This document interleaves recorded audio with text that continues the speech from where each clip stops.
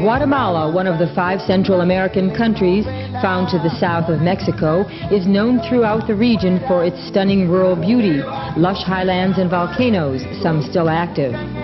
The highlands are populated by Indians that make up 55% of Guatemala's 8.5 million people. Guatemala's beauty is deceiving, however. Beneath the smoking volcanoes lies the most unequal land distribution in the region, with 2% of the population owning 78% of the land.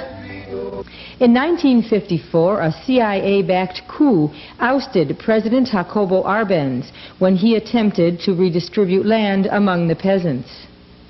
Since that time, Guatemala has been ruled by a series of military governments. Inequality of land tenure, the highest infant mortality rate in the region, and the fact that 85% of all children under 5 suffer from malnutrition, all combine to give rise to protest and an insurgent movement. The cry of the people was met with ruthless repression as the military waged a war of total elimination of all critics. Death squads operated with impunity during the 3 decades of army rule, and 100,000 people died at the hands of the security forces. The violence has driven 1 million Guatemalans into exile. Here are refugee settlements in neighboring Mexico, where nearly 50,000 Guatemalans have fled in the last several years. Another method to quell rebellion is the use of kidnapping. 38,000 people have been disappeared in Guatemala, 8,000 more than Argentina. In June 1984, a group of family members of kidnapped victims joined together to protest the disappearance of their relatives and to bring to the attention of the world a situation that was virtually unknown internationally. The Mutual Support Group, known by its Spanish acronym as GAM, became the only voice of dissent against the government with the worst human rights record in all of Latin America. Por favor, se pueden retirar. Pacíficamente no hay ningún problema. Please leave peacefully and there will be no problem. Somos un grupo de personas que está sufriendo a group of people who have suffered the disappearances of a loved one, and we are here silently and peacefully. We aren't provoking anybody. Pertenezco al grupo de apoyo mutuo porque estoy reclamando la aparición con vida de mi... I am a member of the Mutual Support Group. I want to know where my son is. His name is Carlos Guillermo Ramirez Galvez, 18 years old. He was kidnapped by men who arrived in 2 cars, one with a license plate, one without. The cars belong to the Corps of Special Investigations DIT of the Guatemalan government. Del gobierno de Guatemala. In 1986, however, you got a new civilian president, Vinicio Cerezo, and there's been at least a lot of talk in the American media that this has constituted a return to democracy in Guatemala, that there's no more political repression, civil war, etc. Is that an accurate picture of what's really going on in Guatemala today? No, I would not say that it is. And I think that to think of democracy as simply electing somebody to office, it's a simplistic view of democracy. We understand in Guatemala as a democracy a government that is truly representative of the majority of the people whom have chosen that government, and that it will really be accountable to that majority of its period in government, and that it is a government that is also linked with economic benefits for the majority of the Guatemalan people, and that responds to the needs of all the different sectors of the Guatemalan people. For us, democracy is not just elections, but rather elections are the tip of the iceberg of what democracy is supposed to be. And when you look at democracy this way, this is not what we find in Guatemala. In Guatemala, basically what we have found was a military dictatorship exhausted and exhausting itself after many years in power, after some of the worst years of brutal repression against the great majority of the Guatemalan people, numbers of deaths and disappear that astound the imagination. What are some of these? Well, it has been mentioned in a country that is not quite 8 million people, roughly 114,000 people have been assassinated for political reasons since 1954. It is estimated that 40,000 of those happened alone in this early years of the 1980s when we had the two worst governments, those of General Romeo Lucas Garcia and General Efraín Ríos Montt. And it is estimated that roughly 46,000 people disappeared in the same time frame. Now let's see, anybody good at math? What would that be the equivalent of in United States terms if that same percentage of Americans were killed? Anybody ever figure that out? That'd be an enormous... Yeah, probably about 30 million, 32 million people. 30 million people killed in the United States. If the same percentage... And a civil struggle, yeah. That's too high. That's really There's been that many people that have been displaced or dislocated by the war. 1 out of 8 people have had to leave their homes or leave the country even, or were assassinated or have disappeared, which would be about 32 million. Yes, the Bishop of Guatemala estimates that of that same almost 8 million Guatemalans that we are, roughly 1.5 million were displaced from their homes, from their original homes, by the political violence and became refugees. Most of them inside of Guatemala, probably as many as 500,000 made it outside. Most settled alongside the Mexican border, some trickled into the United States and Canada. Right. Eva Morales, soy guatemalteca. My name is Eva Morales. I'm Guatemalan. I'm 18 years old. How many family members did you lose?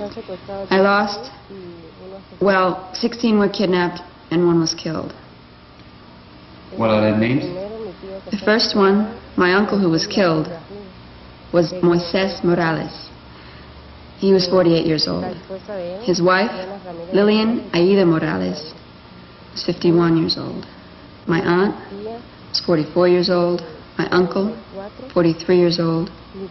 My father, 45 years old. What's his name? Rigoberto Morales. And then there's Salomon Morales, Elizabeth Morales, and Cipriana Ramirez de Morales. And then there's children. One is 6 years old, Damaris Marlene Morales, and another girl, 11 years old, Avila Morales, and a kid of 11 years old, Byron Morales, and there's teenagers also, 13, 14, and 15 years old. They are Claudia Roxana Morales, Rafael Morales, Noé Salomon Morales, who's my brother, who's 18 years old, and Mayor Morales, who's 18 also. Do you have any idea who did all this? Yes, I know very well who did it, because I saw it. The secret police and sometimes the army helped.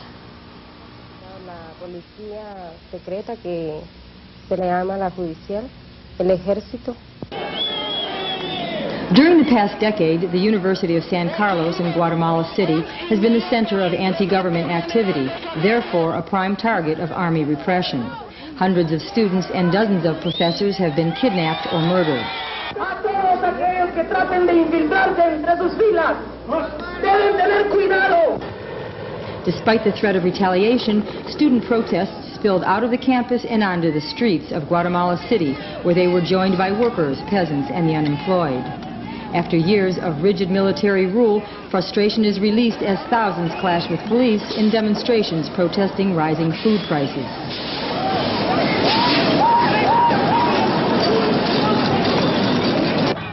Street protests ended in more arrests and without concrete solutions.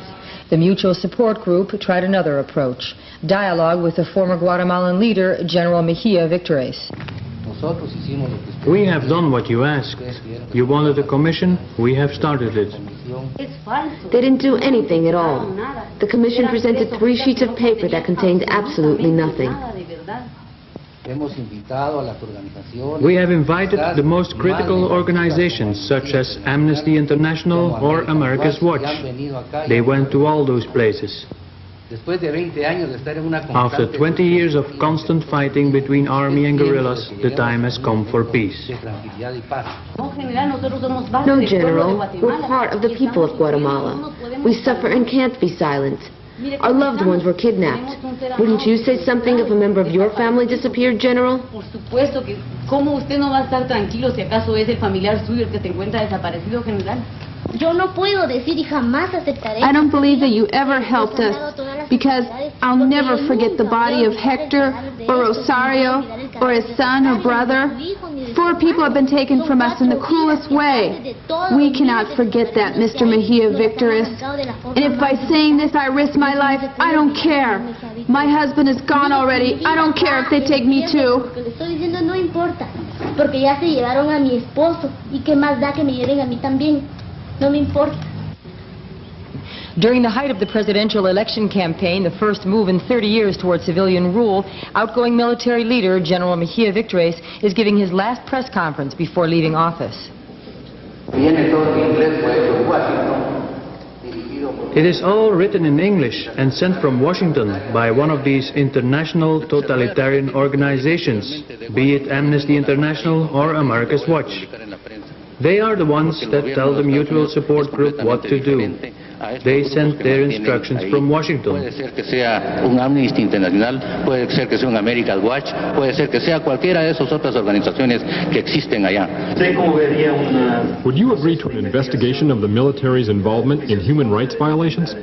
Yo creo que estarían equivocados si así se hiciera. I believe it would be a big mistake to do this. Because if it wasn't for the army, the guerrillas would have won and Guatemala would be a communist state.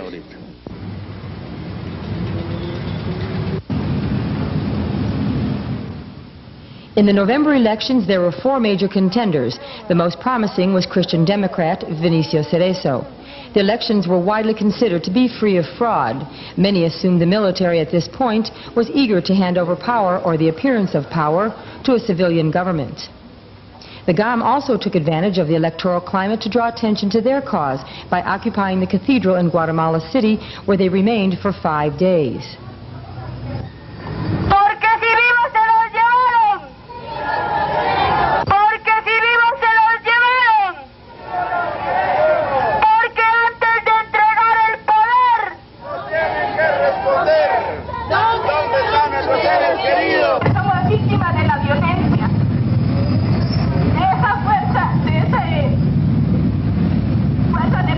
We are the victims of violence by repressive forces. They claim to protect us, but they abuse their power to make crimes against us. Bienestar de toda la humanidad y del pueblo de Guatemala.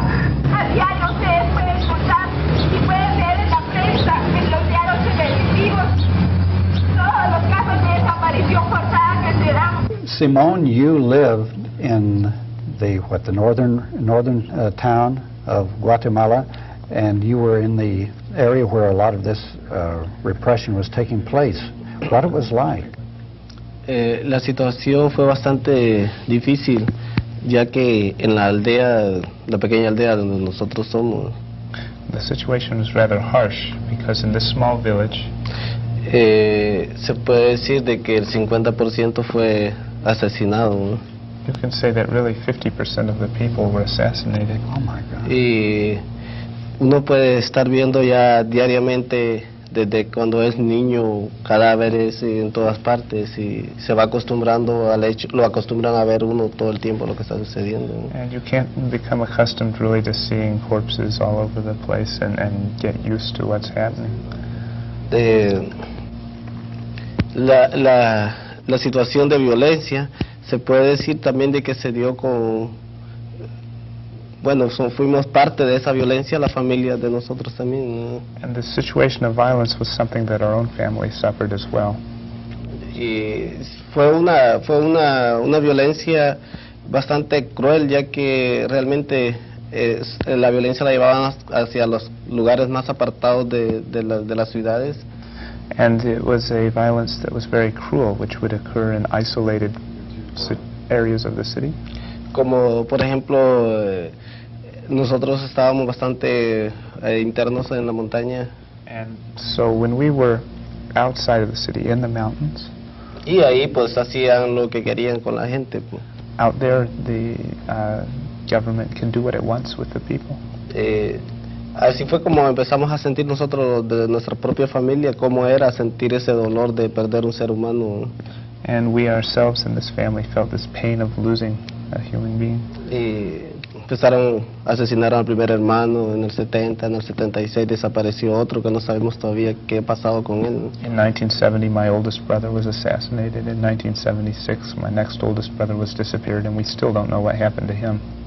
Was there a reason that the Army gave, or they, as I understand, it's against the Indian population in general, but were they selective in their targets? En Guatemala hay un delito muy grave que no se puede hablar de justicia, paz, libertad, todo. In Guatemala it's considered a fault to speak of things like justice or liberty. Y también se puede decir de que el campesino en Guatemala es su fuente de ingreso y su ilusión de toda la vida es tener un pedazo de tierra para trabajarlo, ¿no? And for the peasantry, for the campesinos in Guatemala, their source of income and their goal, their dream, is to have a piece of land and to work it. Y se ha dado cuenta de cómo el terrateniente, de que se llama el terrateniente imperialista, que se ha fundado en las áreas más ricas de Guatemala, empieza a extenderse y a poner alambres que los separa de esa tierra que ellos necesitan para trabajar. And they realize, of course, how the large landowners take more and more land in these richest areas of the countries and put wire between them and the land that they need to work. Y es ahí cuando realmente el campesino empieza a protestar por esta injusticia, ya que esa tierra anteriormente les ha pertenecido por generaciones y generaciones. And so people begin to protest the taking away of these lands that they had to work for generations and generations. Pero cuando ellos hacen esto, llevan el trámite de papelerías ya con personas de...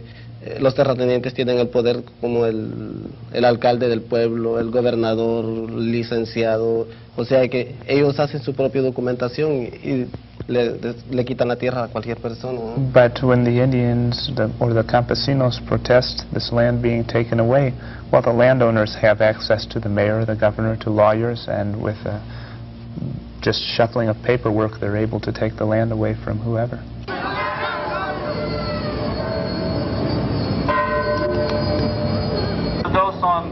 Los hermanos de Nicholas Blake. These are the brothers of Nicholas Blake, a North American journalist who disappeared in the Guatemalan highlands. The government must tell us where he is. Debe dar mejor respuesta de dónde están.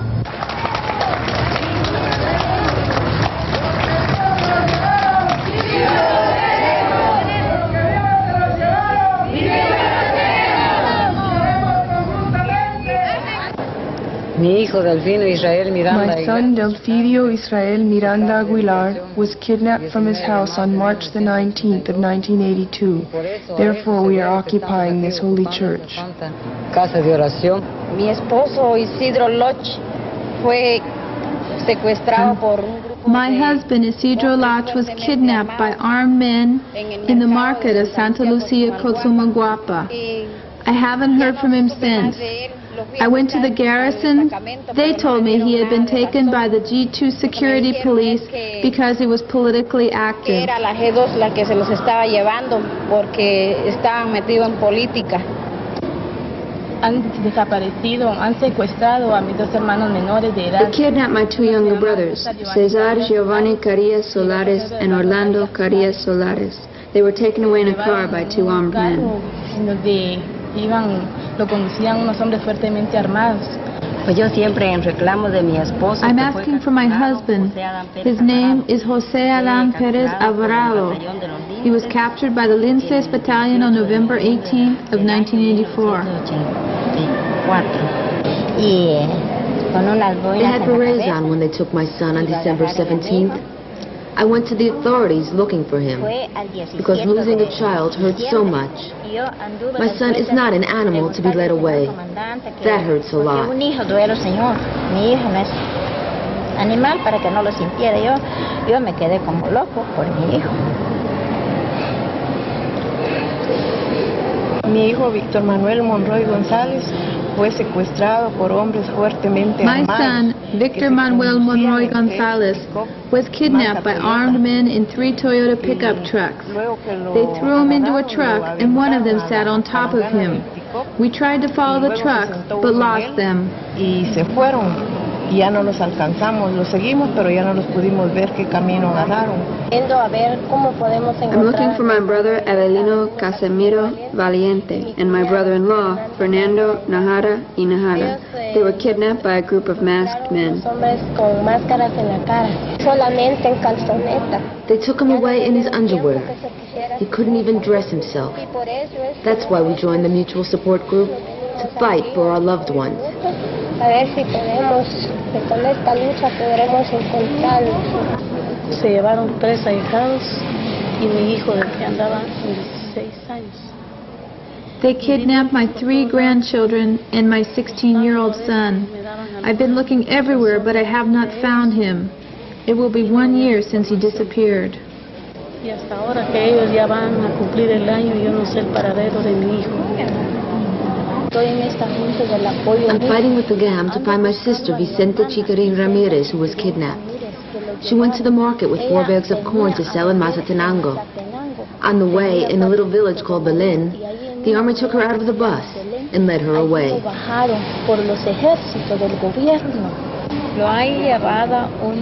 They kidnapped my son in 1983. He's the only son I have. En 1983. En 1983. In 1983, they took him from the house. He left 4 children behind. He's my only son. They surrounded the house. Later, I went to the military garrison, but he wasn't there, they said. Es que tengo mi hija, se llama Inocente Popol Chiquinajay.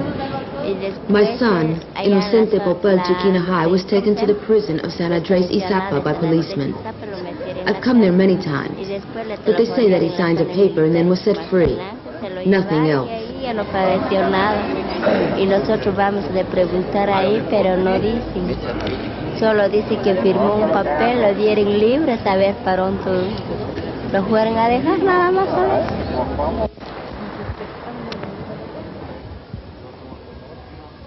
The peaceful occupation of the cathedral by the GAM was considered to be one of the boldest acts of open protest seen in Guatemala for many years. I just wanted to add in terms of your question about selective or massive repression that the army has alternatively used both.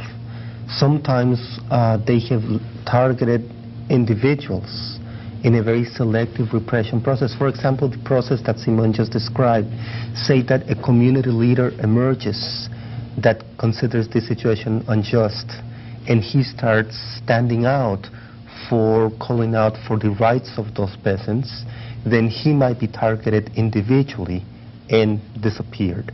But then if the entire village rises up and start massively protesting or form an organization to defend their rights, then the army switches to massive repression, and the entire village or an important sector of it might go, or that region for that matter. Simone, has this militarization that Arturo was talking about, has that also occurred in your town? En esos lugares, ya desde hace años más atrás, se puede considerar que la han militarizado, ¿no? You can say that the area I come from has been militarized not recently, but for years. Ya que en medio de las pequeñas aldeas han puesto un destacamento militar para que controle la población. Right in the middle of the small towns, there are military bases there to control the population. Y los soldados, pues, tienen que tener información de todo lo que está sucediendo en la aldea y tienen que... And the soldiers there have to know everything that's going on in the town. ¿Y cómo controlan ellos? Es de que cada pequeño barrio, o sea, pequeño grupo de casas tiene un representante que le llaman alcalde auxiliar, ¿no? And the way that they control that area is that every small group of houses or every neighborhood has an official who's called the auxiliary mayor. Que tiene que estarse reuniendo cada mes en el pequeño destacamento para ver qué está sucediendo en las áreas. Who has to meet with the army every month in their base in the town in order to report on what's happening in the area. Esa es la militarización que tenemos nosotros en esta área. The militarization that we have in our area.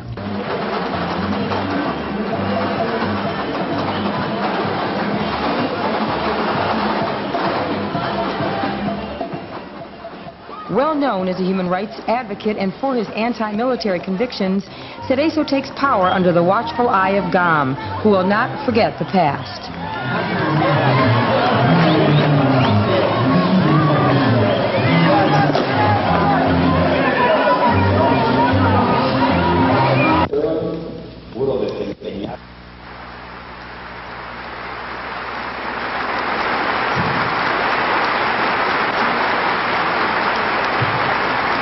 A los que han debido ser desplazados de sus lugares y emigrar incluso a otras tierras. For those who were displaced and sometimes had to flee to other countries, or those who lost their loved ones, our homage and respect to those who suffered the most from the economic crisis, for those many nameless people who endured hunger, malnutrition, ignorance and unemployment, for all our brothers who bore the heaviest burden of deprivation so that others could prosper, for those who had to sacrifice so much in their homeland of abundance.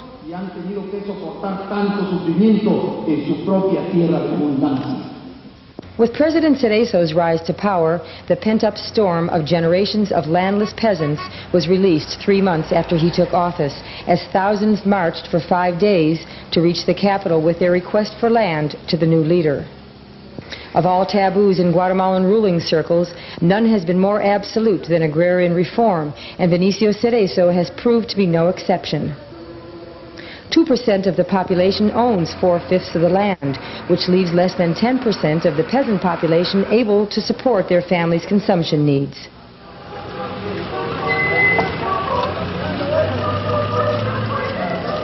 And is this sort of political repression still going on today under the Cerezo government, or is this sort of overt assassination and repression diminished? During the Cerezo government, we don't have yet documentation of massive repression of the worst scale as we knew in the 1981 to 83. But of selective repression, yes, there is clear-cut documentation that it's still going on. The Guatemalan Human Rights Commission documents over 400 assassinations already. 453 now. 453 in the first 15 months in office of Cerezo's government. And we shouldn't forget that Vinicio Cerezo himself has acknowledged to Time magazine that he only has 20% of real power in his hands, that most of the countryside is still ruled by the army. And the army has also been very explicit. They said it to Alan Nern, a U.S. journalist. They said it to Jean-Marie Simon, Time correspondent in Guatemala until last year, that in the countryside they rule, that Vinicio Cerezo's government is for the city folks, but in the countryside they rule.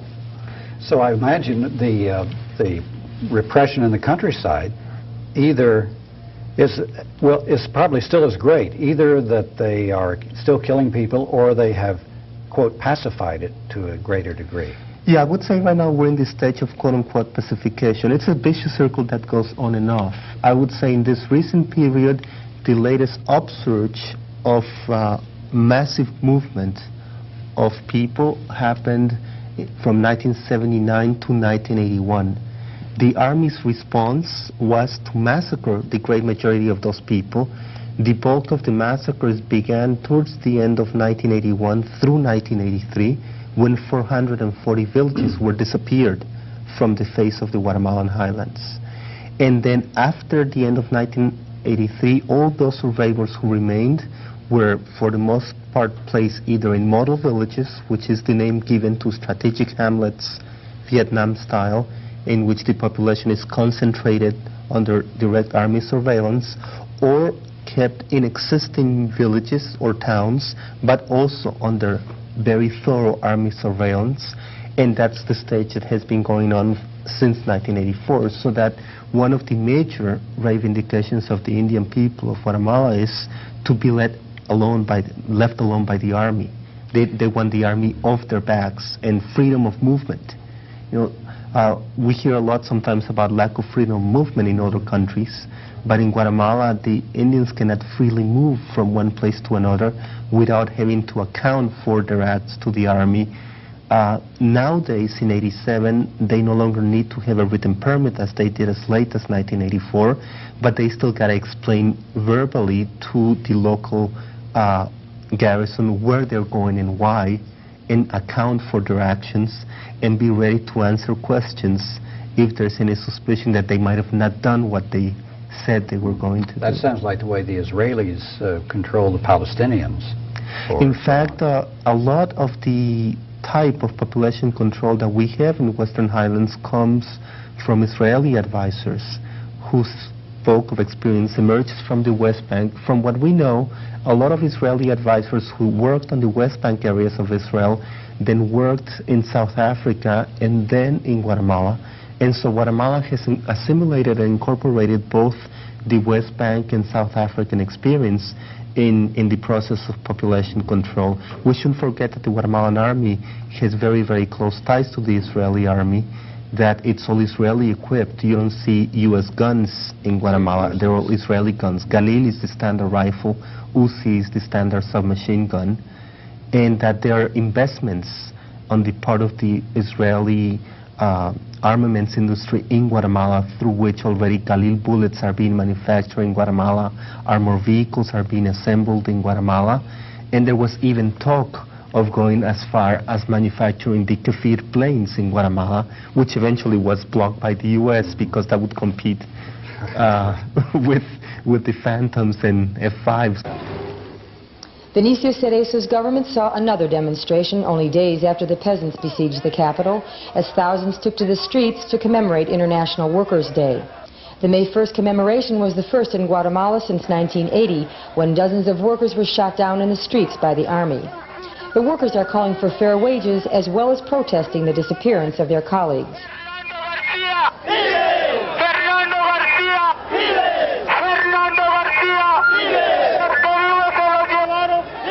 Some have called what has happened in Guatemala a Holocaust. Benicio Cerezo represented hope for the future, but many Guatemalans are disappointed that he did not make significant changes within the security forces. The Mutual Support Group is still seeking to prosecute past military leaders and have presented 1,500 cases to be investigated by a specially appointed judge. Between January and June, local newspapers reported 700 violent deaths, some with signs of torture. And the GAM reports the kidnappings continue. Estudiantes, intelectuales que están muriendo, compañeros. Eso no es justo. Students, intellectuals are being killed. We ask the government to stop the killings. Widows and children are left behind. What will happen to them? The only thing we want is bread, and what we are getting is bullets. Después se quejan de que hay mucha lacra. ¿Y qué hacen estos hijos ya sin padre? Cuando los padres muchas veces han reclamado un pan y lo que han recibido es bala, compañeros. Well, let's talk about what is happening in a more contemporary vein in Guatemala. I understand there was an enormous strike. I was reading a few things about it. I mean, thousands of people involved. Can you tell us about it? Well, it's the largest strike in Guatemala's history, and which I think it's good enough testimony of the Guatemalan people's capacity to reorganize and resist despite the hardship that they've been through, because as a result of all these massacres and all these things we've been talking about, all the existing labor unions have been virtually wiped out by 1982-83. Nevertheless, as of 1984, the Coca-Cola workers went on strike for a whole year, and that was able to breathe new air, breathe new life to the union movement. And now we have had the largest worker strike in Guatemala history, where over 150,000 workers from both the national and the private sector went on strike demanding better economic and living conditions.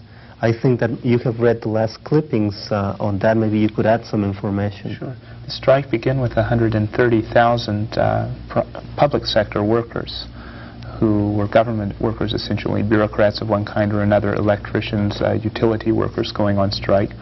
And then they were shortly joined by another 70,000 workers from the private sector, representing another 40 labor unions joining into the strike.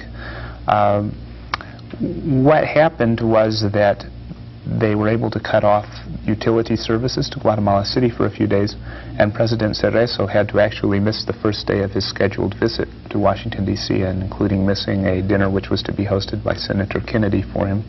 So his negotiators met with the strikers that night and negotiated until near dawn, at which point the government essentially conceded all of their demands for a 30-day period.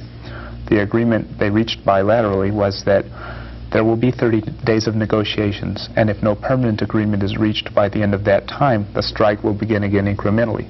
In addition, the 258 workers who have been fired have been reinstalled in their jobs. Those who had been threatened with firing are retained in their jobs. A document that's worker-produced rather than government-produced is the basis for negotiating. And most importantly, the legal character of labor union organizing is recognized during this time period. And that means theoretically that any company within Guatemala or any public agency within Guatemala is open to union organization during that time. And that's absolutely unprecedented in Guatemala's history. There have always been companies like Dole, like Burlington, which absolutely refuse to have union organization in their plants. So we've been really encouraging people who are in any way connected with trade union activity in the United States to send telegrams of congratulation to Vinicio Cerezo or to put ads in the Guatemala newspaper. First of all, articulating congratulations for reaching this historic agreement, but secondly, and very importantly, asking that the agreement be respected and that these strikers' safety be guaranteed, because in the past there have been massive strikes. There was a strike of 40,000 agricultural workers on the South Coast plantations for 2 months, which in theory the workers won. And they were striking for $5 a day wages. In theory they won $3.50 a day wages. But what happened was that the agreement wasn't respected, and those who had led the strike were subsequently killed or disappeared. So if this is allowed to stand, it may bring about significant change in the labor union situation in Guatemala. If not, it may result in a lot of bloodshed. It seems like a contradiction. Here we've had a history of so much repression, so many people killed, disappeared in the countryside as well as in the cities, and yet this enormous strike goes on, and there seems to be some conciliation instead of just mass repression. Why the change? I think in part it's because the government is extremely in need of foreign aid right now, and the intention of Cerezo's visit to Washington was to get foreign aid. The day that he did come, he was able to, on that day, get $5 million in funds scheduled for El Salvador, reallocated in an emergency way without any legislative process to helicopter parts for the Guatemalan army. And I feel like that need for foreign aid is an overriding concern right now, and is the real equation that may have changed some since the early 1980s in the situation when those massacres happened. So maybe the strike workers were and leaders are very astute, because to schedule this when the president was going to the United States, because it would have been bad form for him to be in the United States and massacring the workers at the same time. Absolutely, and it's very important also to link it to the fact that a lot of those unions have at least links with Western European unions. And Western Europe, it's also outside of the United States, the major source of flow of foreign aid and private investment into Guatemala, and that Vinicio Cerezo has really been courting the Western European governments for aid into Guatemala, and has traveled extensively through Western Europe. And it would look very bad if, after all that courting and after trying to guarantee and reiterate over and over again that the worst was over and that his was going to be a government, a constitutional government where the rule of law would prevail over the military boot, that the first major worker strike, violence was implemented as the means of confrontation. It would throw everything down to the wastebasket, and it would guarantee that at least from Western Europe, that would be the end of any possibility of aid and flow of capital into Guatemala. So that link also, I think, has to be established. We have begun to see limited violence as a result of the strike too. It's not really known the details, but Chiquimula, Santa Rosa, and Chimaltenango departments, all of which were centers of the strike, have begun to receive reports of violence to the Human Rights Commission, and we don't have further details yet. But it hasn't been that massive violence which could have happened if these conditions weren't prevalent. Simón? También hablando de esta huelga que es una de las más grandes que se ha dado en Guatemala. Also speaking of the strike, one of the largest ever.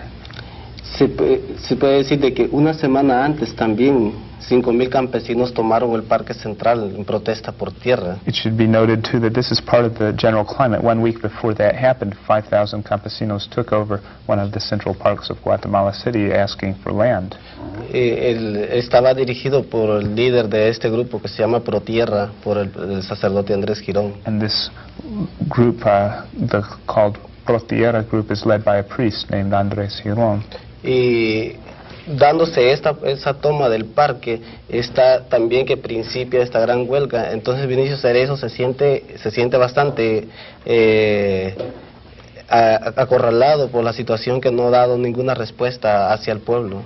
And with this taking of the park happening right before the beginning of this large strike, Vinicio Cerezo must have felt somewhat surrounded and without any other recourse than to negotiate somehow with the people. Mm-hmm. You see, from the logic of the army, I think that there's one thing that they understood and that they have expressed, which was that from their perspective they won, quote-unquote, the war against subversion, but they felt that what they had won militarily, they almost lose economically. And so they have come to understand that they cannot literally get away with murder because of the high economic and political costs that they will have to pay internationally. They lose their foreign aid. They lose their foreign aid, condemnation from most countries, sanctions of different sorts. Some countries break diplomatic relations, etc. And the cost for a country as weak economically as Guatemala is, in a period of general recession, is enormous. And so that has taught them a lesson too, and that has forced them to have to adapt themselves to this new constitutional period through which they wield still power and through which they do not authorize the structural changes that are absolutely basic to create a real country to start with, but that they also give political margins that were non-existent before, and which the Guatemalan people obviously always know and have had that creative capacity to take advantage of those little political spaces in order to reorganize and once again take the initiative in terms of political struggle. And the question is how long the army will remember this lesson, because Guatemala has been through several cycles of violence and calm. Simon's part of the countryside was massacred in 1965 through 67, and over 150 villages were bombed or napalmed out of existence during that time period. And then there was another period of calm, and resistance arose, repression arose. So the question is whether the army, given that they haven't given up their actual power in the country, will go any further than absolutely necessary to revitalize the Guatemalan economy with foreign aid and then once again begin this sort of larger scale oppression, or whether this is something that will last a while. Someone from the Human Rights Commission of Guatemala, which is an independent agency monitoring human rights, as we said, compared the situation to a house where all the appliances are turned on but the main switch is off, and the army's hand is still on the switch at this point. No one's removed that hand from that lever.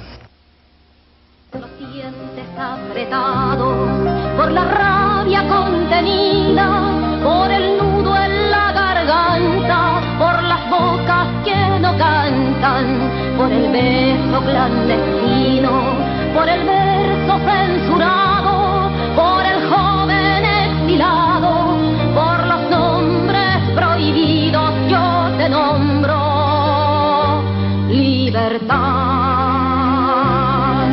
Te nombro en nombre de todos, por tu nombre verdadero, te nombro y cuando oscurece, cuando nadie me ve,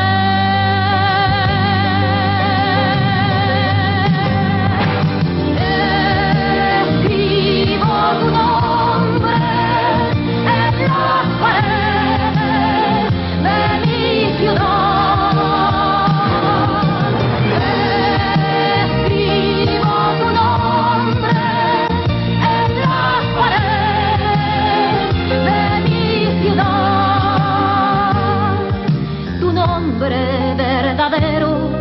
Tu nombre y otros nombres que no nombro por temor,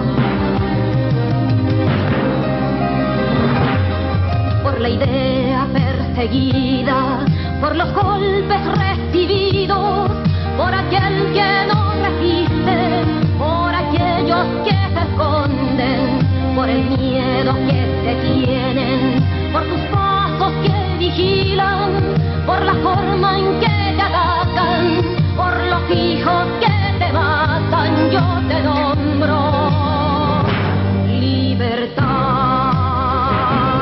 por las tierras invadidas, por los pueblos conquistados, por la gente sometida, por los hombres explotados, por los... We will continue with our interview with our two Guatemalan friends, Arturo Arias, who is a professor, has written books about his country, Jaguar in Flames, In the City in the Mountains, and he also co-authored the script for the film El Norte. Arturo is the editor of Voices of Mexico, a news magazine from Mexico. Simón Perez is a Guatemalan campesino, poet, schoolteacher. He was forced to flee his native country because of the political violence there. Our translator is Marty Rumbaugh, and he occasionally will participate in our interview as well. We also will provide a sprinkling here and there of updated news stories with more current information on Guatemala. But first, former CIA person John Stockwell gives us some history on the country. Guatemala, 1954. This is a cutie where the CIA overthrew Jacobo Arbenz. Arbenz was trying to buy unused land from United Fruit Company. Now mind you, United Fruit Company owned Guatemala. Its government, its budget, annual budget, was larger than the government's. Arbenz wanted to buy the unused acres that United Fruit was holding and turned it over to the peasants, and they would grow bananas and sell them to United Fruit, so it wasn't really even hostile to United Fruit. Moreover, he was proposing to pay $2.98 an acre, which would represent 100% profit on their investment in the land, seemingly reasonable. The State Department stepped in and demanded that he pay $75 an acre, which was neither reasonable nor could the government afford to pay it. He couldn't do it, wouldn't do it, and proposed to proceed, so they castigated him as a communist, and the CIA organized a plot, and they ousted him.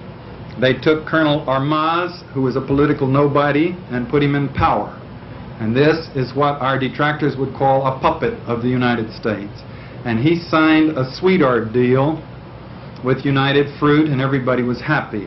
Now, history and some research by a couple of New York Times journalists gives us an interesting little insight into this covert action.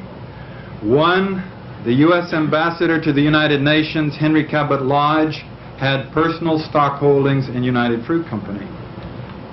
The Assistant Secretary of State, John Lodge, had personal stock holdings in United Fruit Company. The Secretary of State, John Foster Dulles, his law firm did legal work for, I believe it's the Schlafly Bank, which held the papers on the Guatemalan Railroad, which was owned by the United Fruit Company. And the CIA director, Alan Dulles, was his brother, also was a member of the same law firm with this indirect financial interest in United Fruit Company. Arbenz was not a communist, and there was not a single communist in his cabinet. But they organized a coup and threw him out so that they could make some money on their investments. At that time, Richard Nixon was Vice President of the United States and said after the overthrow, "This is the first instance in history where a communist government has been replaced by a free one. The whole world is watching to see who does the better job." Well, that was 30 years ago. Since then, the record is clear in Guatemala. It didn't work. The next three leaders of Guatemala died violent deaths. Amnesty International tells us that 85,000 people have been killed by subsequent governments in Guatemala that are supported by the United States. This is not making friends for the United States in the long haul, I assure you. And United Fruit Company went bankrupt. The president jumped through a window of the Pan Am building and killed himself. According to Alexander Coburn in these Times, The intervention by the CIA over 30 years ago has developed into a regime whose oppression is unequaled anywhere in the hemisphere. El Salvador, Chile, Argentina, Uruguay, they've all had their horrors, but there's nothing that can compare with the suffering that the Guatemalan people have undergone in the last 3 decades. Since 1954, one dictator after the other has bent the Guatemalan people to his will. But since the 23rd of March 1982, the day in which Efraín Rios Montt, together with a group of officers, seized power, the persecution has taken on the scale of genocide. Particularly in the northern provinces, where the EGP, the Underground Army of the Poor, operates, the military has carried out wholesale killings amongst the Indian population, razed entire villages to the ground, burnt crops, poisoned food, and butchered the animals. It's a strategy which Rios Montt's predecessor, General Lucas Garcia, initiated, namely to drain the sea in which the fish, that is the guerrilleros, swim. But that doesn't seem to be the whole story. Northern Guatemala is rich in oil and nickel, making it an attractive target area for foreign capital. The scorched earth strategy has started a mass exodus all along the Mexican border, which hasn't stopped since June 1982. Official estimates talk of 40,000 refugees. The unofficial put it at 100,000, living here in the pathless mountains and jungle in camps or by Mexican peasants. Buscando refugio. The poem is called Seeking Refuge. All of the people walk sad days, bitter nights in search of refuge to save their lives, crossing the immense and mysterious jungle where the persecution is constant for the young ones and children, and the weak, tired elders in the long journey, seeking foreign borders to save their lives. All the people seeking refuge, the humiliated, punished, and massacred Indians, Latinos, unappreciated and exploited, who lose their origins and customs in an unknowable world with a wish to save their lives. What suffering of races, prisoners in clandestine jails converted into cemeteries by the cruel tortures of powerful families who enslaved the people to increase their wealth. Races which inherit from their grandfather Maya, who crossed to foreign lands carrying a wounded soul, have said the ultimate goodbye to their people, with tears which moisten their calloused cheeks for the sad memory of their brothers who didn't save their lives. All the people traveling to the country of the Statue of Liberty, where the persecution is the same for the harvesters of sweat and suffering, inheritors of an ancient culture, enviable artisans, eternal foreigners condemned to death, seeking refuge to save their lives. Some people have estimated that over 1 million people from Guatemala have been displaced either within the country or having to flee to other countries. The army had come to San Francisco de Ninton and wiped out the whole village. Well, there were 3 survivors, and those 3 survivors put together a list of 352 people that had been killed. And the people in the camps we visited had come from surrounding villages. Go into their houses, cut them up with machetes, put them in buildings and burn the buildings, bomb the villages, acts of individual torture such as using machetes to cut people's limbs off slowly, one bit at a time in front of their families, killing and decapitating women, killing children with bayonets, disemboweling people. The stories are endless. There wasn't a refugee that we talked to that didn't know about what was going on and didn't have some direct experience with what was happening there. Of 2 weeks, anybody that would return to Guatemala was immediately massacred. We've had reports of people being tortured on the borderline, being their limbs cut off piece by piece as they were tired, and the last thing that has been cut off has been the tongue for the refugee camps to hear them scream until they die. And this is on the borderline, so that the refugees in Mexico can hear them.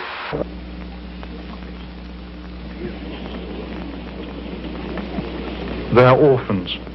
Their parents were murdered by Guatemalan soldiers.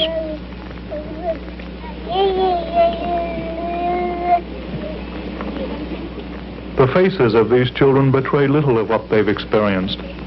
In La Hamaca or La Sombra, the biggest camps for the makeshift school, the children have drawn pictures which tell more about their suffering.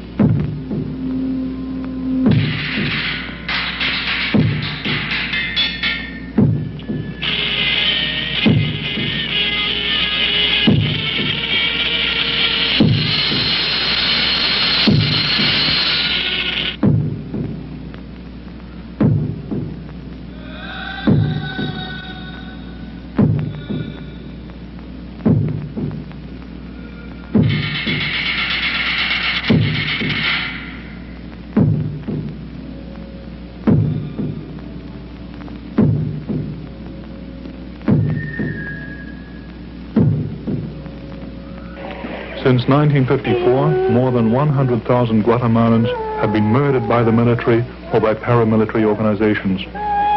Continual human rights violations led even the USA to stop military supplies in 1977. Until then, the USA was always ready to help the dictators with weapons and CIA support. And it's terrible to think that when we send $1 million down there, or when we provide funds to train these people, or as we've seen, we have actually CIA Green Beret advisors training their armed forces there, that it's going to massacre finally innocent women and children who are not even Spanish speaking. Certainly they're indigenous and native people who are struggling to survive. The United States media during this time has completely closed their eyes to the suffering in Guatemala, in our own backyard south of Mexico, and there's been no exposés of the suffering, of the oppression that the Guatemalan people have undergone the last 3 decades. In addition, according to Coburn, the media in the last year have created a fairy tale that things have changed under the first civilian government. Vinicio Cerezo was elected president of Guatemala in January of 1986, and the media, fostering the line of the Reagan administration, has tried to make it appear that everything's okay now in Guatemala, that the oppression is over, that poverty is being alleviated, that the civil rights position is much improved. All of this is a myth and a lie, according to Coburn, who said that Cerezo's term in office has been a major disappointment to those that want reform and those that think that improvement has come about in Guatemala. This is simply not the case. Este poema se llama La muerte de Oliverio Castañeda, un universitario. The poem is called The Death of Oliverio Castañeda, who was a university student assassinated near the Central Park in Guatemala City. Persecution, torture, and death, surrounded by the security forces of the government of Guatemala, was Oliverio Castañeda. Thousands of students, workers, and campesinos were present in the Central Park to protest the injustices in which the country lives. In the center was Oliverio Castañeda. With a clear and strong voice, he denounced the enslavement of an entire people. Persecution began, capturing, torturing, the death of Oliverio Castañeda. All of the people were witnesses of the way in which one voice of hope was assassinated. The furious pain came to all of the country, making protest marches in the streets with black armbands and cries of repudiation, moved by the cowardly assassination. In the hour of his funeral, thousands were present with red carnations, pale faces and tears, looking from one to the other with gestures of bitterness to say goodbye to Oliverio, not forever, but goodbye until soon. The doors of the sepulchre opened, and the wind blew soft and fresh from north to south, with the scent of white lilies and red carnations. The people made an immense circle, and in middle, the tomb and Oliverio Castañeda. The first shovel of dirt hit the coffin, making a sound like drums announcing a battle, leaving the body completely buried, nourishing the land where ideas will be born like flowers of 1,000 colors. The tomb remains shut, a name carved in stone. Rest in peace, Oliverio Castañeda. The rays of the sun begin to hide themselves like thin rapiers of shining steel in the mountains around the cemetery. No one wanted to leave. Speakers continued to cry slogans. Oliverio Castañeda has died, but his ideas will live forever. We continue his example. Forward, forward, struggle is constant. Oliverio is present. The people united will never be defeated. Liberty or death. Libertad o muerte. Let's look now at Guatemala in greater detail as we continue with our interview with Simón Pérez, campesino, poet, schoolteacher, and Arturo Arias, author of many books and articles. We talk about the social structure of Guatemala. I think that people generally don't realize, first of all, that Guatemala has a minority government, just like South Africa has, and that there's tremendous racial prejudice and repression in the country. Can you tell us about that? Yes. The majority of Guatemalan peoples are Indians, descendants of the Mayas, which is one of the greatest culture that we've known in the Western Hemisphere, and a culture that from way back has stressed communal cooperation over individual competition, and that has lived in an enviable harmony with nature and has all kinds of other values that we should rescue. Nevertheless, this population was conquered by the Spanish armies in the 16th century and has since been under one of the worst cases of exploitation, oppression, and discrimination that we've known of. Enslaved in the beginning, and after slavery officially became a no-no, then legal means to create pseudo forms of slavery were created, such as what anthropologists call debt peonage, and means through which people were kept in the haciendas working as overexploited farm labor, and obviously discriminated against, because the ideological justification to do that was that the Indians were inferior, and therefore it was their lot to do those tasks, while the owner of the hacienda, usually a white person, descendant of the Spaniards, dedicated himself to just riding his horse through his property, surveying that everything was nice, and thinking about whatever those people think. So this has left a legacy for what we have today in Guatemala, and which the mestizos, or the people of Spanish heritage, still run the thing. And in Guatemala, we have a tiny, tiny percentage of people who are members of a ruling class. It is estimated that 1% of the Guatemalan population own over 76% of Guatemala's land. That 1%, which is referred to as the oligarchy in our common language, would be for the most part descendant of that Spanish elite, descendant of that conquistador elite. And what are some of the forms of racism against the Indians? To begin, they're forced to learn the Spanish language.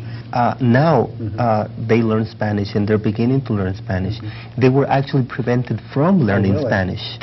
Because it was the fear of the Spaniards was that if they knew Spanish, they would know too much. And so while Spanish was the official language and all legal transactions and all legal documents were in Spanish, they were prevented from knowing Spanish. So if they wanted to be represented legally, they would need to find a translator who would translate for a lawyer who would handle their affairs, assuming that they had economic access to a lawyer to start with. So that immediately has placed in a terrible situation of inferiority the entire Indian population. I think Simon has good anecdotes to tell about that. I'll give you just one. Given that now the bulk, after the Indians, the largest other group would be mixed Indian and Spanish people, which is my case, referred to commonly in Spanish as mestizo, but in Guatemala we give them the name of Ladino.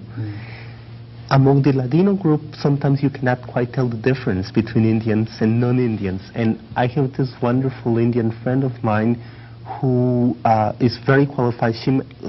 Her story is a story in itself, but she managed to go to university, very brilliant person, and apply to a particular job for which she was uniquely qualified in Guatemala City. She went and did the written exams and everything, and she was by far the best. She got the job. The first day she showed up at work, she was wearing her Indian clothes. And they asked her, but why are you disguised? And she said, I'm not disguised. I am Indian. These are my clothes. Well, she was fired the next day. Oh my God. Even though she was by far the best qualified person for that job. Simone, what was it like to grow up in this culture like this as an Indian? ¿Cómo fue crecer en este ambiente como persona indígena mestiza? Bueno, para nosotros crecer en estas pequeñas aldeas mestizas es bastante difícil, ya que se tiene que conservar las dos culturas. Well, for us to grow up in these small mixed race villages was very hard, since we were trying to conserve two cultures. Y se está viendo de que la cultura de donde uno viene está siendo masacrada, está siendo destruida y al mismo tiempo es despreciada. And you're seeing that the culture that one is coming from is being massacred, is being destroyed, and at the same time is being devalued, discounted. Y cuando uno quiere conservar la otra cultura, pues se siente responsable de lo que le está sucediendo a los indígenas. And if you wish to conserve or value your Spanish background, that's to feel yourself responsible also for what's happening to the Indian background. Entonces ahí es donde uno empieza a pensar de que realmente uno tiene que tomar una posición como realmente guatemalteco y que debe de aprender un poco del ladino que oprime, pero conservar lo que nos han enseñado nuestros abuelos. And so one begins to feel the need to take a position as a Guatemalan to learn something from the Spanish culture, but to conserve and protect the culture, the rich Mayan culture that you've inherited. Well, now your mother was Latino and your father was Indian, right? Tell us their story. La historia de su mamá y su papá. Sí, es una historia que realmente nosotros la pudimos sentir y vivirla, ya que se dio ese choque de dos culturas muy fuerte. Well, it's a story that we ourselves lived and felt very strongly, since we lived in the middle of this clash between two cultures. Ya que cuando mi mamá se casó con mi papá, pues mi mamá fue separada de su familia porque dijo que era una persona que no merecía estar en la casa. Since when my mother married my father, her family cut her off from the rest of the family and said that she was a person who didn't deserve to be in their house. Y así como ahora nosotros, la familia de mi mamá no los considera parte de esa familia y nuestra abuela no los considera nietos de ellas, los dejo así afuera. Up till now, my mother's family doesn't consider us a part of the family, and my grandmother doesn't consider us her grandchildren.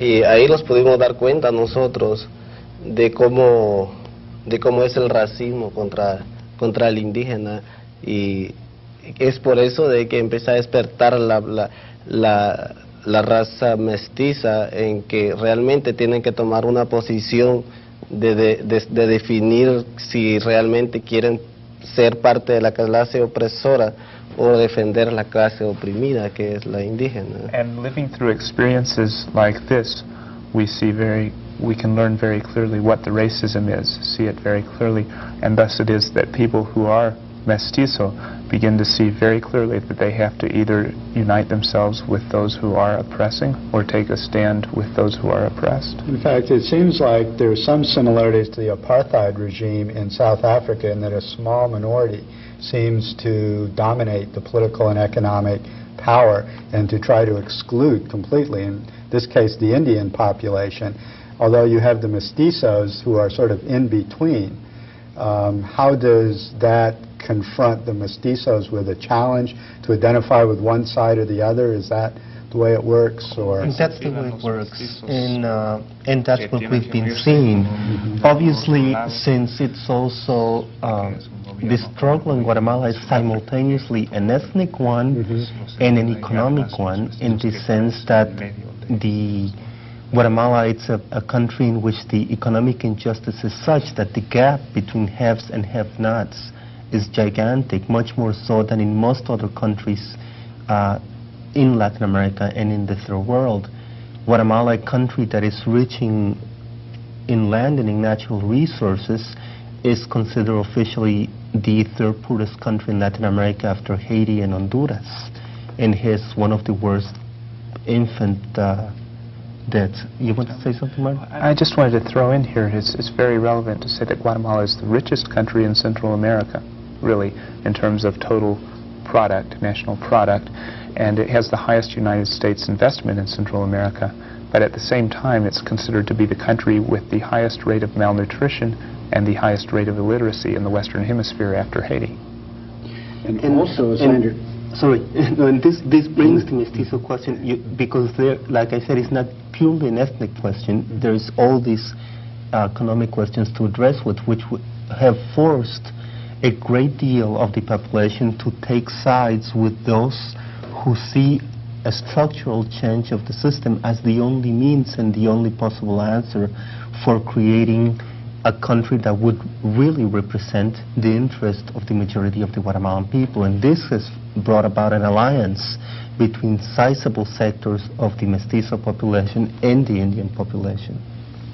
As I understand it, you were talking about Guatemala as a rich country, that the inner portion of the more western central portions of the country, they found that are very rich in untapped natural resources and productive land.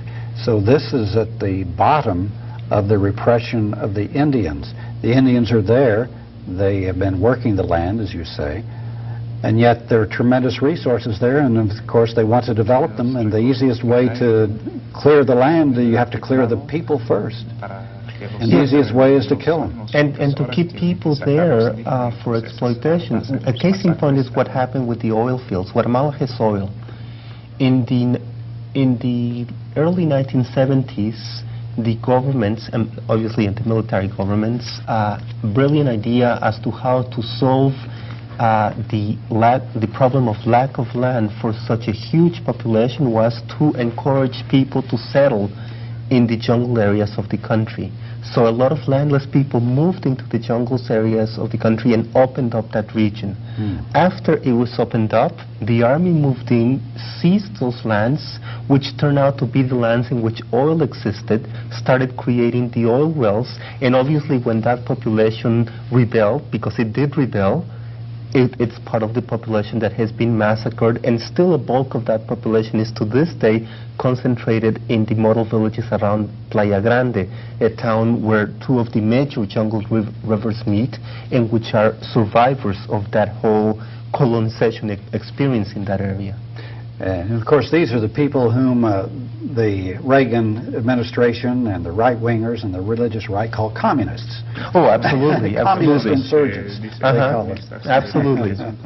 In fact, this brings up one of the odd factors in the whole Guatemalan system, and that is the role of evangelicals from the U.S. There's a whole lot of Protestant so-called missionaries who go down there. And what do they do and who do they work with, and what kind of a role do they play in the political system? Okay, first, one step back. The bulk of the people that we've been talking about, for the most part, are Catholics. Maybe not Catholics the way Rome or the Pope understand Catholicism, because it's a mixture of Mayan religion with Catholicism, but they consider themselves Catholics, and very, very devout. So the Catholic Church has gone along with them in the process for demanding social justice and struggling for the betterment of the lot of the poor, putting into practice what they preach. Liberation theology. Liberation theology. And here is a good example of why the power structures and the religious fundamentalists don't like liberation theology. A priest has been organizing, he set up his own organization called the National Peasants Association, 42-year-old priest, and he's trying to get the government to start some type of a land reform.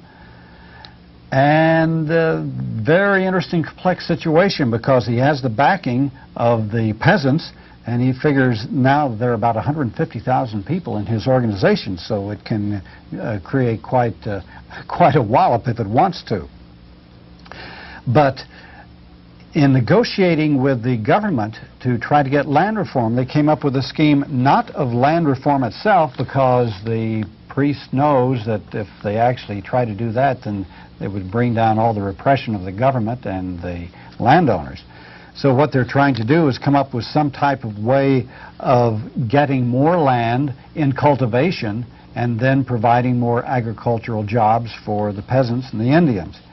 But right now, 54% of the farmers are crowded into 4.1% of the country's cultivated land.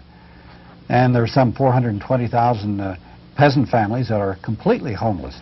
So really the only thing that can be done is land reform, but they will never be able to do that without some type of really complete revolution.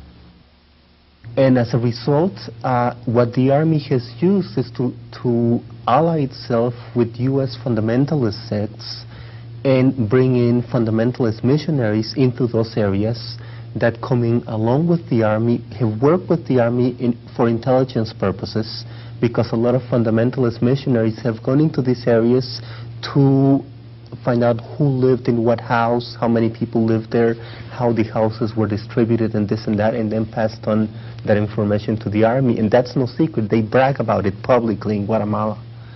And then they have gone in with the Army and accused the Catholics of being communists, saying that Catholicism equals communism, and that the only way people can be saved is if they become members of their church. And the bait for salvation is material goods. We're speaking of, to start with, very poor areas, but on top of that, the Army came and destroyed the area, so it's even worse. And so the fundamentalists come with canned goods, with rice and beans and clothes and things like that, but they will only give it to people who join their church. So obviously a lot of people start joining, because not only they would get material goods, but also they would not be labeled Catholics, which equals communism in that area, and which it's an area in which to be labeled communist, your life is very much in threat and probably is not worth very much. So people start joining in mass those fundamentalist sects, and then later they brag in TV programs in the U.S. about the enormous amounts of people who have joined their church in Guatemala. Come to the Lord. Yes, and they invite General Rios Montt to appear in that TV program, 700 Million, to speak about how he managed to turn the tide of red agitation in Guatemala and brought everyone into the fundamentalist fold and things of that. And which groups are these? Is this Pat Robertson's 700 Club, or Jimmy Swaggart, or Jerry Falwell, or all of them? Well, we know at least explicitly of links of Pat Robertson, Jerry Falwell, and Oral Roberts. Okay. Those are documented. Okay. Probably the other ones are there too, but at least those are documented. You see the Christian Broadcasting Network, you'll see Pat Robertson saying how they're helping to fight the communists down there and sending all kinds of aid. But it goes much further than that in a couple of ways. First of all, there is a lot of there are a lot of close relationships between the religious right, the State Department, the White House, and the people, the repressive regimes in Guatemala. Rios Montt actually met with the White House and with State Department personnel and with Robertson to formulate a plan so that they could provide this so-called private help to Rios Montt and the Guatemalan Army and police. There is also a California-based fundamentalist right-wing sect called Gospel Outreach, which has been very instrumental in Guatemala, but it's just one of hundreds of eccentric sects that are stationed in Guatemala, but it's a very important one because Rios Montt was actually a member of this sect, and that's what made him a good born-again Christian. That means he's good. He's down there kicking them communist butts, so let's support that man. But what is even more pernicious about it, that it seems that this Gospel Outreach, according to Covert Action Information Bulletin of, let's see, well, I don't see the date on it. Anyway, number 27, it was a special issue on the religious right. But it said the people from Gospel Outreach took jobs in espionage and torture and accompanied Israeli and Argentine experts during these interrogation sessions. And there was a fellow who was interviewed by a Latin American study organization that was based on Chile. It's a civil rights organization. And they told how even though he was a fundamentalist Christian himself, he was hauled into one of these interrogation centers and he was tortured. And participating in this torture were some of these right-wing religious nuts. And after being tortured for a while, they said they were tired of doing so much damage to me, he said. I guess torturers got to take a break ever so often themselves. But he recognized two of these right-wing religious Americans who were there participating in this torture, and he begged them to recognize me because he kept pleading, say, hey, I'm not a communist, I'm not one of these guerrillas, etc. So finally he convinced these people that he was who he was, that he was a, and then they begged, he said they begged my forgiveness, saying, brother, we're Christians too, we're sorry.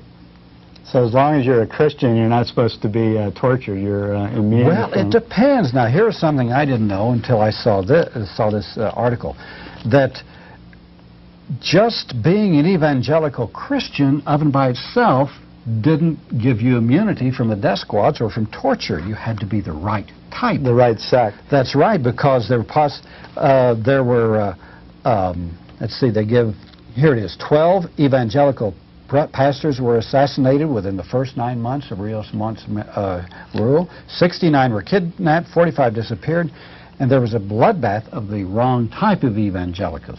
So there was wars between these different Christian sects. Well, apparently they weren't right-wing enough, or particularly what would happen was if any of these evangelicals, or and particularly the Catholics are the bitter enemy of these evangelicals, and they kill them and torture them quite frequently. But if they were helping to work with the poor or those in need, then they were automatically communists. I see. Here's a typical quote from a pastor there. He said when he was asked about the massacres of Indians and all, he said, the army doesn't massacre the Indians, it massacres demons.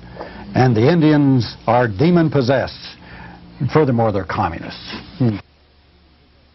Getting back to the cultural thing, Simone, as I understand it, there are 22 different languages used in Guatemala, and many of these are Indian languages. Does this mean that the Indians really have 22 separate distinct cultures, or just different languages?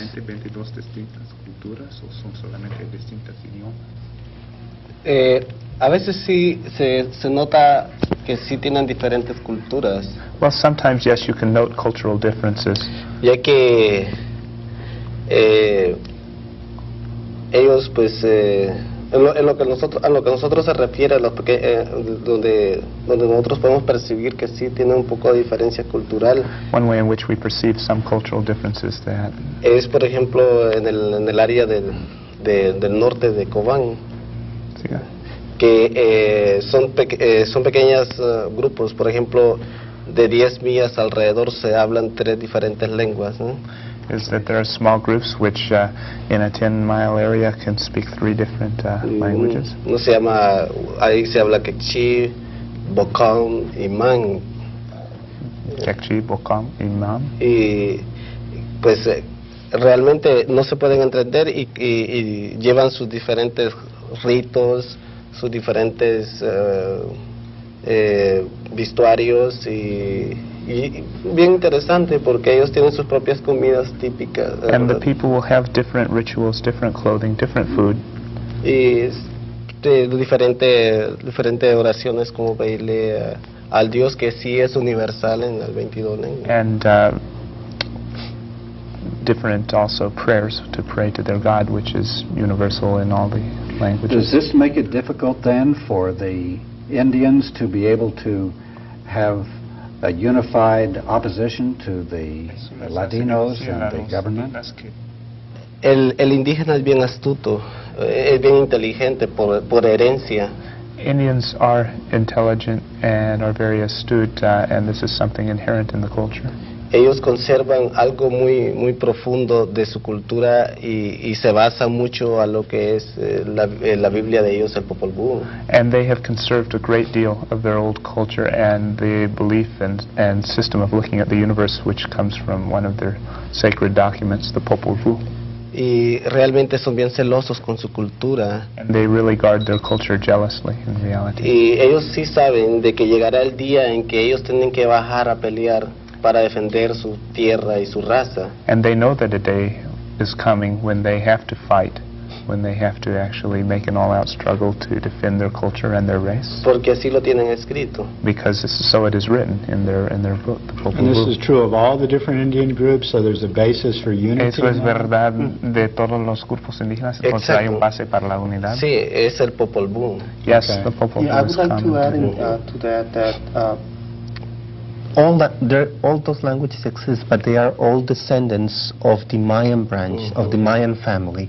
It's sort of like the Latin family in Europe, where you get Italians, Catalans, French, Spanish, Portuguese, but they all come from that common Latin branch. It's the same among the Indian groups. So the same way as the difference in languages signals different cultural evolutions through the years, there's still basic common cultural responses. Now those cultural responses also have been more homogenized by the conditions of exploitation and oppression, where in the same hacienda a lot of them have mixed and met the same conditions. And since the 20th century, they have also, through their own needs and efforts, started learning more and more Spanish. And one of the first demands that Indians always had to any group, Catholic group or whichever group that would come to help organize whatever type of grassroots organization was being created was to be Castellanized, because they know just how important it is for them to be able to speak Spanish, to communicate among themselves. But I would also add that of all those 22 languages, 4 are dominant. Quiché, Cachiquel, Quechí, and Mam, and most Indians would speak one of those languages at least, so that they would already be bilingual in their own languages at least. By the time they get to Spanish, they are usually trilingual, and there are many cases of quadrilingualism. And people who speak Quiché and Cachiquel can understand each other's language to a very great extent. So, Man, Pocomán. También ellos son bien muy interesantes con nosotros, que estamos cerca de ellos. And they are very, to those of us who are close to them culturally and geographically. Porque ellos son bien claros, bien sinceros, y lo dicen de que ellos no los rechazan. It's very interesting because they say very clearly that they do not reject those of us who are mestizo, who come from que siempre ellos están con los brazos abiertos y nosotros queremos todavía conservar nuestra cultura. That they always receive us with open arms if we want to help them in conserving their culture. Y esa es una parte de que se llena uno con más fuerza de sentirse realmente un mestizo, donde ve las dos diferencias culturales. And this is something that helps one really to understand oneself as a mestizo and accept being mestizo. So you have your roots in the traditions of the country and the culture. Isn't there also a black culture in Guatemala? In the Caribbean, there are some former slaves from Jamaica. Have they been assimilated into the country, or are they more separate or autonomous? They're beginning to be assimilated right now. They had remained pretty much cut off from the rest of Guatemala through most of the time, because the Caribbean coast was very separate from the rest of Guatemala, and there were no roads, there were no means of communication. Since roads have begun to be opened up, which dates to the early 1950s, there has been much more assimilation, and now a lot of blacks have mixed with Indians in that area, especially with Quechua Indians, because it's an area into which Quechis have moved. I would also add that a lot of blacks from that area were hired by one of the few democratic governments we had in the 1950s, the one that was overthrown by 1954, to work as qualified workers for the building of the Atlantic Highway, so-called, which was that highway that connected Guatemala City to the Caribbean. And in the process of moving, since the highway was built from the coast towards the city, as they came down through those areas, they became many times the first blacks that a lot of people had seen at that time in those villages along those areas, and they were seen as exotic. And since there was no concept of blackness, they were not looked at with the same prejudice as the Indians were looked upon, and many of them married white Spanish women along that area, and that created a whole new segment that has evolved along the Atlantic Highway. We